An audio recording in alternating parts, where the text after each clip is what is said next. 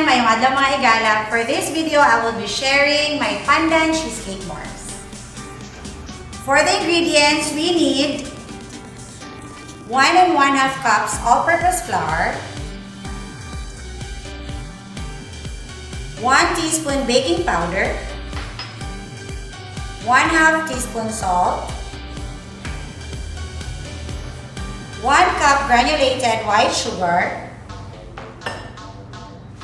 1/2 cup Bravo melted butter, 2 pieces whole eggs, and 1 to 2 tablespoon pandan flavor. For the cheesecake topping, we need 1 cup Swiss Valley cream cheese, 1/4 cup granulated white sugar, and 1 piece whole egg. So in your bowl, mix first your dry ingredients, your flour, baking powder, salt, and your sugar.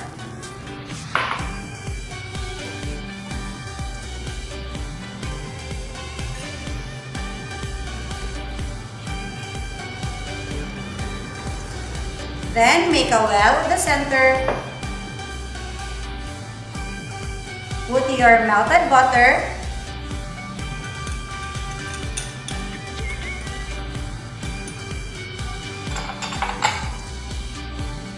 your pandan flavor, and your eggs.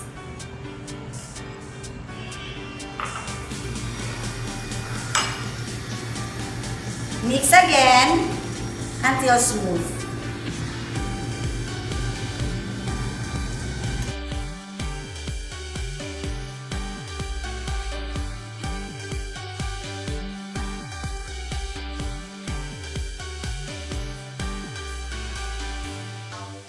Once smooth, lagay na natin sa baking pan. So this is 9 by 9 by 2 inches baking pan.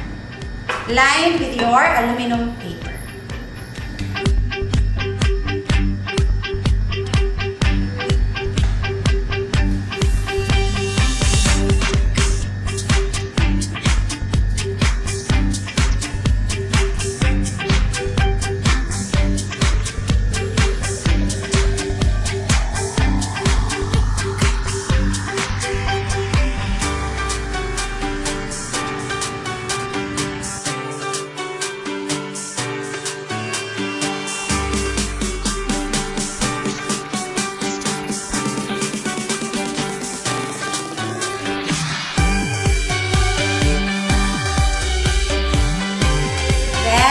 Set aside.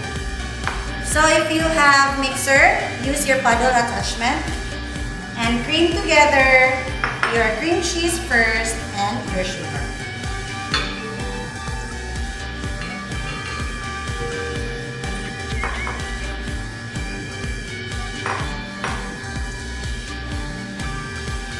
For the cream cheese, you can use Swiss Valley or Sunny Farms.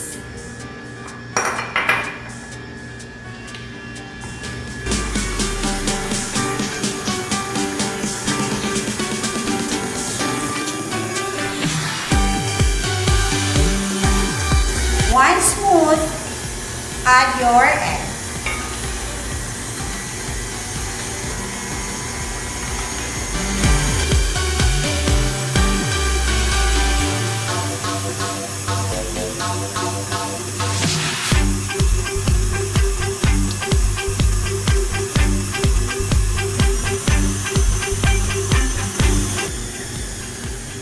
Once smooth, turn off na your mixer.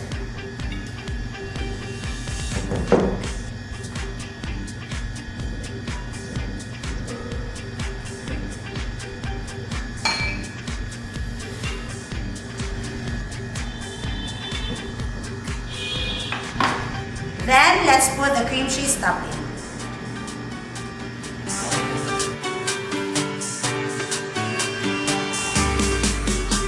Scatter nyo lang.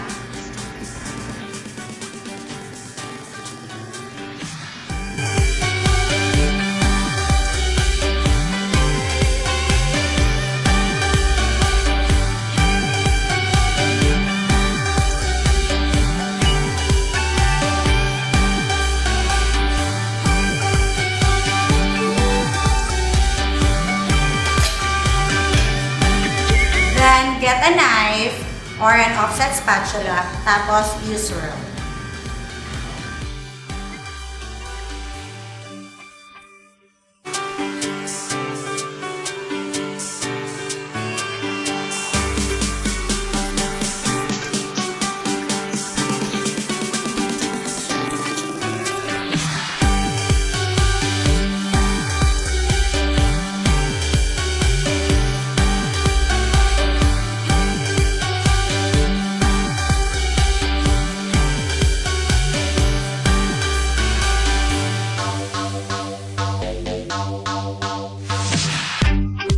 Then, bake this one around 30 minutes at 350 degrees Fahrenheit.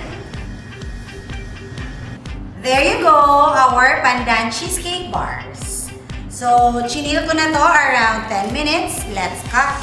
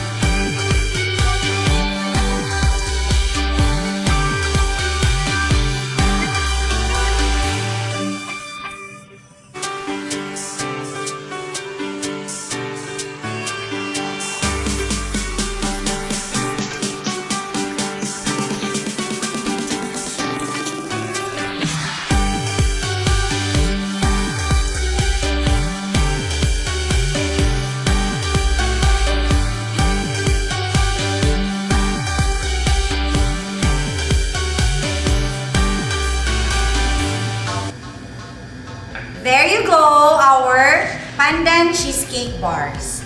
Again, don't forget to like and subscribe our YouTube channel. Enjoy baking!